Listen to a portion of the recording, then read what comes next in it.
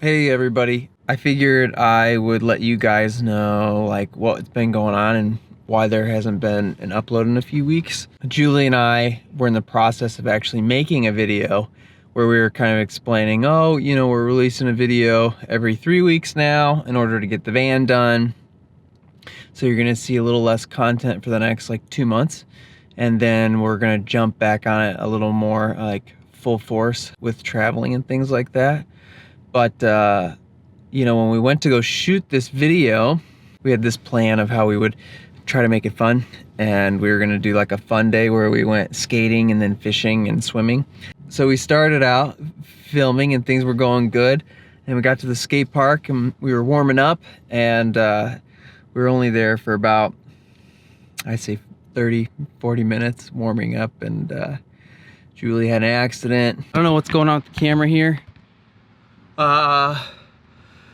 So I'm in a panic. Julie just knocked herself out. I know the exposure's all over the place. I have to follow the ambulance now. And she fell and hit her head, and knocked herself unconscious and had a seizure. She was unconscious for about 2 minutes, and she seized for about a minute of that. And by the time she was waking up, the paramedics were there, and they were like trying to talk to her, and she was just crying hysterically and confused on where she was and what was going on. So they put a neck brace on her, threw her on her stretcher, and took her to the nearest hospital, which was about 8 minutes away, and I trailed behind her. And during all of this, in the beginning, she didn't know what was going on. She didn't know where we were. And then when she got in the ambulance at the skate park, she was freaking out, and they had me come in there and had me calm her down and try to explain what was happening and going on. And I was trying to like ask her a few questions if she remembered where we were, what was happening. And, she recalled, like, she knew her name, and she knew we were at the skate park, and I had like the dogs in the van with us. And so, she really didn't want me to leave her in the ambulance. She was too freaked out. But I, said, remember, we have the dogs in the van, I have to follow. And she did, and she remembered, and we followed. And then, it took me 10 minutes to get there, and then it takes 15 minutes for them to get her like situated and stuff for me to go back and see her.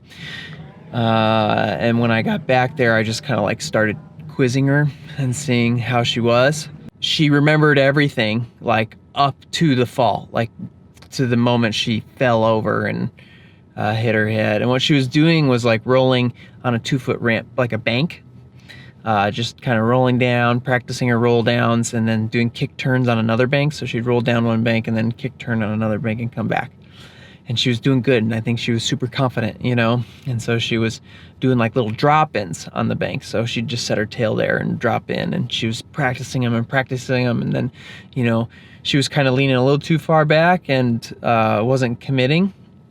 And so then on the one, these little kids came up, and they're like, "Oh, you practicing?" And the one little girl's like, I can do that, I can do what you're trying. And then Julie's like, "You're probably a better skater than me." And she overcorrected. She put too much weight on the front end, and the wheels bit on the board and her toe hit. And she's kind of a clumsy person, and we've talked about falling and showed her, you got to kind of roll.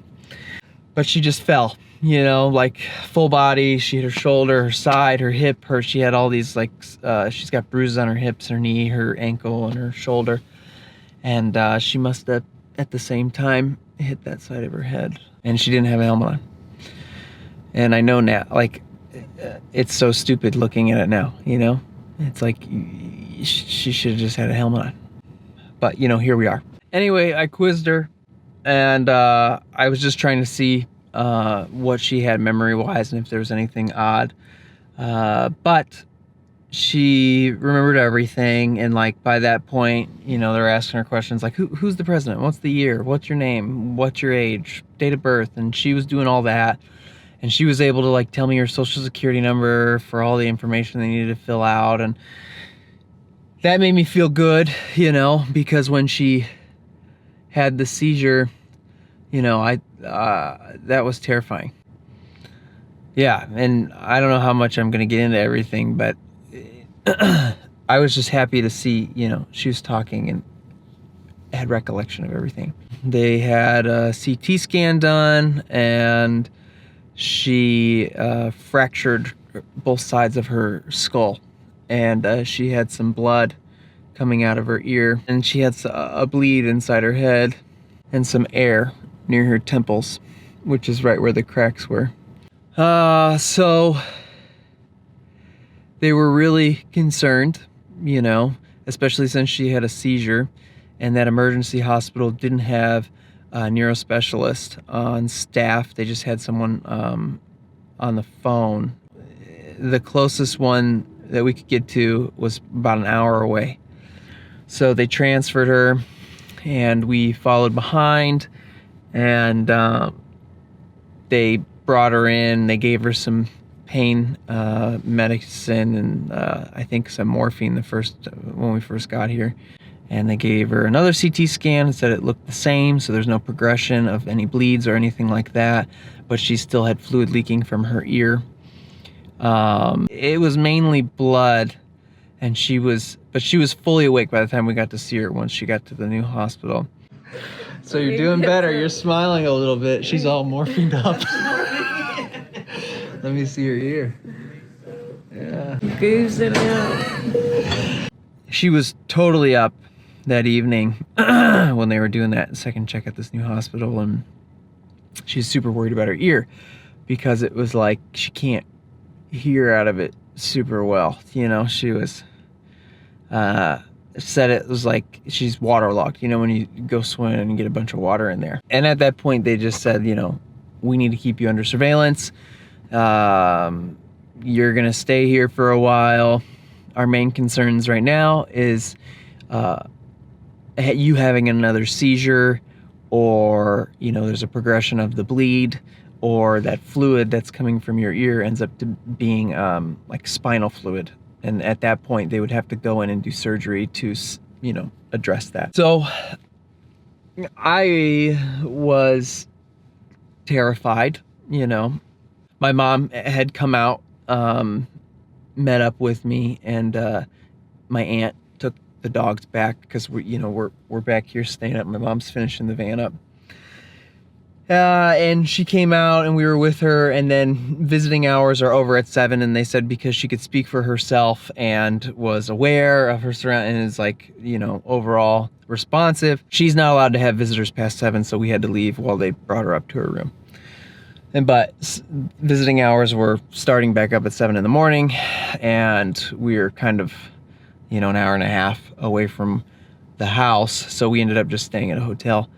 And then you know, we got up right in the morning and came, and the neurologist came in and said he looked at this CAT scan and said everything looks, you know, the same, and there's not much they can do other than, you know, wait it out and make sure that there's no worsening of the situation and that things are kind of heading in the right direction, and then that the fluid in her ear would stop. You know, they want that to stop and dry up so that they know it's not like a spinal fluid leak and things like that. So they got her all plugged in. They just took her neck brace off. But yeah, that's a big win. But you can see she's still got a little bit of a ear leak here, but they're gonna let that sit. And yeah, days. I'm not allowed to get up yet, so I have to pee in a pee trot, little pee pan. Yeah. Yeah, and they weren't letting me sit up, so I just had to pee like this, which means I peed all over my butt. And then they had to clean me up. Oh no. Well, at least it's no surgery as of right now. It's just time. I gotta get another CT scan. Hopefully my brain's not bleeding still. Yeah. If you're uncoordinated like I am, wear your stupid helmet. Yeah. I was still very scared that the first few days, even though she seemed like, you know, I was catching her in moments of like good spirit, but a lot of times she was like either in a lot of pain. And so we're figuring out, you know, how much medication she would need, pain medication to help her out, or she was just asleep because, you know, the medication they were giving her either was like a lot, you know, like too much, and she just could not stay awake, and it was like she was a zombie and her eyelids weighed 100 pounds, or it wasn't enough, and then she was just in massive pain with like throbbing headaches and would get dizzy. You know, that was something that kept happening in the beginning, was she was throwing up, and every time she sat up, you know, she'd get dizzy and then she'd vomit, and she couldn't hold anything down really that she was eating. But now it is day 4, and there's been a lot of progression, and she's feeling much better, and they've lowered her pain medications, and it's looking like tomorrow they're gonna send her home with me. This is not a leash for your sister, okay? You know, after that first day, her mom and dad came out, and then her sister came out, and her sister's a nurse, and we've kind of all been with her and staying in the area and been swapping out because only 2 people are allowed in the room at a time. And overall, you know, it's been a lot of sleeping, but the moments that she's up, it's been good. And then today it has been like a huge difference just because of the medication change. And she's been awake, and she got to shower for the first time in 4 days, and she actually used the restroom. She went number 2, which was a big thing. There's people next door to me that keep yelling. Last night somebody was yelling, "Excuse me, are you out there? Are you out there?" And it really freaked me out. Because I am out there.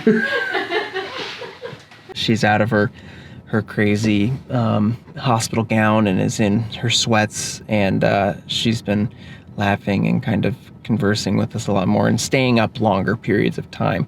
And she's eating too. She's eating like full meals, which is really great. Ready? The reveal. But we're still here. We're still in the hospital. They still don't want to let her go until they know she's good. And then, you know, moving forward, things are gonna be slow. She's got to take it super duper easy. We can't risk her doing anything that, you know, might cause her to hit her head. You know, I'm just so happy that she's okay. I'm a bit sleep deprived. But it was scary there at first, you know? But it looks and sounds like, you know, she's gonna have a full recovery and everything's gonna be fine. It's just gonna take time. So yeah, that's where we're at. And I figured I'd let you guys know. You know, I feel bad because it's like you guys support the channel, and I know not many of you who are even on here supporting even see these videos. But the few of you who do watch and support, you know, I feel like you guys should know. Like, I'm not trying to be lazy or anything like that by not releasing content. I'm just trying to prioritize things, and then this happened. Hopefully we get to head home tomorrow and, you know, come up with a nice routine for her recovery. And I will probably be like trying to get some help around from family and friends to finish the van up and keep her from doing anything too strenuous. And you know, I'll be releasing like a longer, more detailed video talking about it, and hopefully she'll feel like good enough to be a part of it and talk about it as well. And you know, we'll discuss all the other things, the setbacks and the things we've been facing with the van, and because we've been working on it and we've spent so much time on the kitchenette. It's been taking so much time. There's just no room. We went probably too big this time around on the van. Too many things we're trying to cram into too little space, and the fridge and all the little appliances and everything were like, they're just big, and it's hard to fit everything inside and still make it feel non-claustrophobic. So we've been making things, it's like 1 step forward, 2 steps back, you know? But we're getting there, and we're learning a lot, and hopefully I can share that with you guys here soon and make more content, and then finally move on to more like travel fun stuff. Because that's what's keeping us going, is thinking of all that we'll be able to do. But that stuff's gonna have to be in a helmet. Okay. Anyway, thanks for the continued support, everyone. And you'll be hearing from us soon. All right, bye. Ugh.